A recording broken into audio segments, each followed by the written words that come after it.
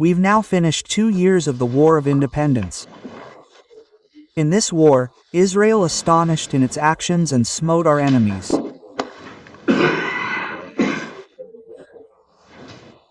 What most amazes foreign leaders I speak with is that most of the army fighting are reservists.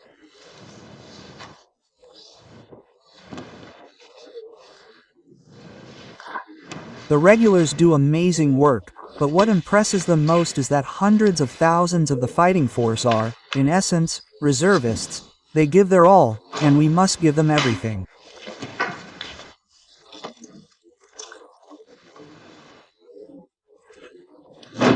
And today, in addition to grants already given, the government is approving an additional support plan for reservists for the coming year,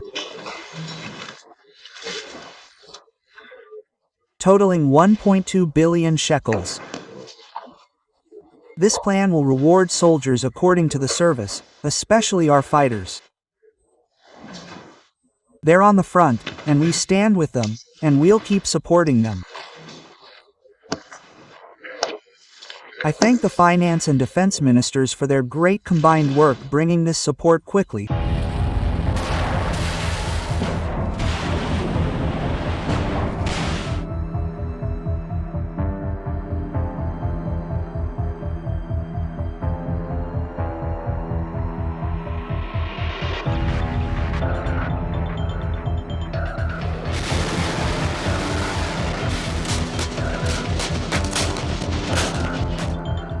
Tehran is on edge. According to multiple sources, Iran's supreme leader, Ayatollah Ali Khamenei, has gone underground, literally.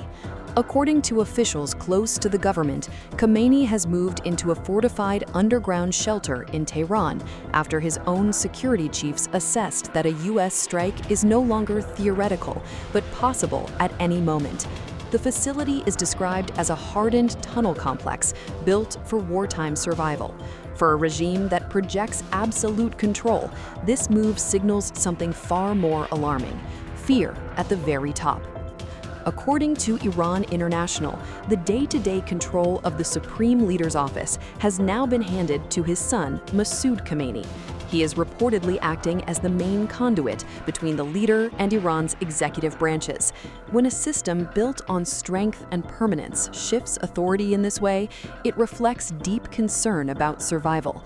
Analysts say leaders do not disappear underground unless they believe the ceiling above them may soon collapse, politically or militarily. Those fears are unfolding as Washington sends unmistakable signals. President Donald Trump has confirmed that a U.S. armada is moving toward Iran, warning Tehran over the killing of protesters and any restart of its nuclear program. You know, we have a lot of ships going that direction just in case. We have a big flotilla going in that direction. And we'll see what happens. Well, we think we have a big force going toward Iran. I'd rather not see anything happen, but we're watching them very closely. I saw 837 hangings on Thursday. If they would have been dead, every one of them would have been hung. This is like from 1,000 years ago. This is an ancient culture. Very smart people, by the way.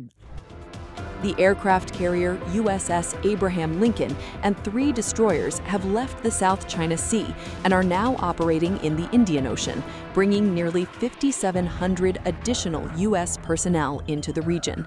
F-15E Strike Eagles are now active in the Middle East, while dozens of U.S. military cargo aircraft have been tracked heading toward forward bases. America is not acting alone. The United Kingdom has deployed Typhoon fighter jets to Qatar, officially in a defensive role. U.S. missile defenses, including Patriot and THAAD systems, remain on high alert across the region. This posture mirrors the military buildup that preceded last year's U.S. strikes on Iranian nuclear facilities. Officials insist these moves are deterrent, but deterrence often looks identical to preparation. All of this unfolds as Iran faces its most severe internal unrest in decades. Since late December, protests driven by economic collapse and anger at clerical rule have swept the country. Activists say more than 5,000 people have been killed and over 27,000 detained. The regime has responded with mass arrests, internet blackouts, and threats of fast-track executions. Trump has openly called for an end to Khamenei's 37-year rule, telling Iranians to keep protesting and take over institutions. Iran's supreme leader is underground. U.S. warships are closing in. All sides say they want to avoid war, but history shows wars often begin when leaders believe they have no other choice.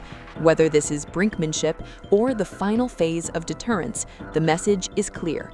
The Middle East is holding its breath, and the next move could change everything.